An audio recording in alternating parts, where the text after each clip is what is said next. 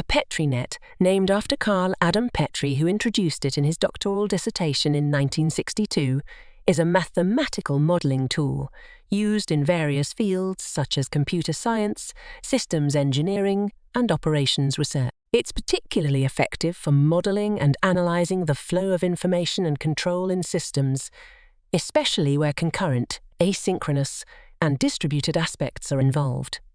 Here are the key components and features of a Petri net is a mathematical modeling tool used in the analysis of distributed systems and the modeling of concurrent processes.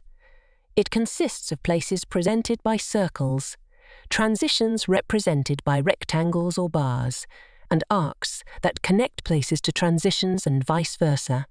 Petri nets are particularly useful for describing systems where several processes occur concurrently and potentially interact with each other. The state of a Petri net is represented by the distribution of tokens depicted as dots across its places.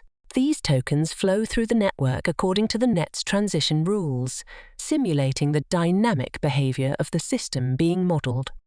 The flow of tokens from one place to another via transitions can represent various actions or the passage of time, making Petri nets a versatile tool for modeling a wide range of situations in computer science, engineering, and other